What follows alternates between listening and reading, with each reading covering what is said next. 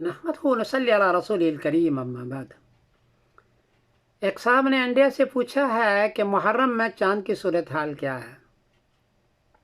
जवाबन अर्ज है कि 18 जुलाई बरोज मंगल को इंडिया में चांद को चाहिए 8 डिग्री, बर्मा में चांद को चाहिए 8 डिग्री, बांग्लादेश में चांद को चाहिए 8 डिग्री, नेपाल में चांद को चाहिए 8 डिग्री, कराची में चांद को चाहिए 9 डिग्री लेकिन बी कैटेगरी है, पेशावर में चांद को चाहिए 8 डिग्री और ईरान में चांद को चाहिए 9 डिग्री और बी कैटेगरी है।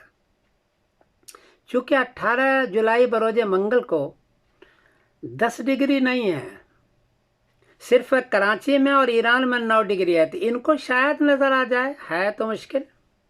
बाकी इंडिया, बर्मा, बांग्लादेश, नेपाल, पेशावर, इन लोगों को 18 जुलाई बरोज मंगल को चांद नज़र नहीं आएगा।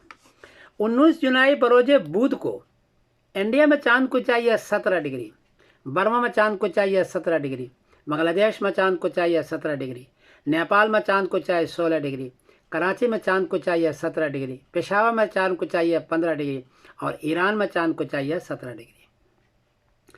10 डिग्री में रुयत आमा होती है, यहाँ 10 डिग्री से ज़्यादा है, 17 डिग्री है, इसलिए 19 जुलाई बरोज बुध को चांद नज़र आएगा, देर तक रहेगा और वाज़ा नज़र आएगा।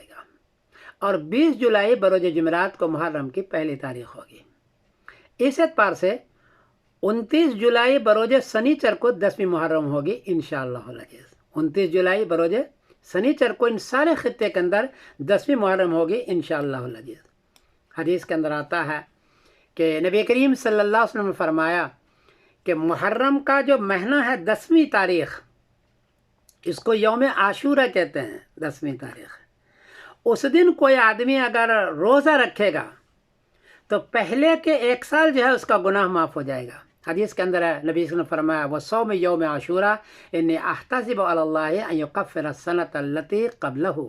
अबू दाऊद शरीफ बाब फी सौम यौम दहर नंबर 2425 कि कोई आदमी अगर 10वीं मुहर्रम का रोज़ा रखेगा तो उसके पहले साल का, पूरे साल का उनको गुनाह माफ़ हो जाएगा।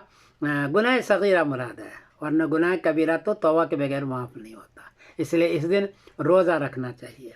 बाज़ लोग इस दिन जो है वो बजाय रोज़ा रखने के वो ढोल बजाते हैं, ताशे बजाते हैं, मालूम नहीं ताज़िया बनाते हैं, ये सब जायज़ नहीं है। बल्कि असल चीज़ है कि इस दिन रोज़ा रखें और जो हज़रत हुसैन रज़ी अल्लाह तआला अन्हु की शहादत हुई है उनके लिए दुआएं करें, उनके लिए उनको कुरान शरीफ पढ़ करके बख्शे, सदक़ात ज़कात करके बख्शे। ये असल है कि रोज़ा रखे, सदक़ात ज़कात करके बख्शे हज़रत हुसैन को, अपने मरहूमीन को, और अपने लिए भी दुआएं करे। ये असल है।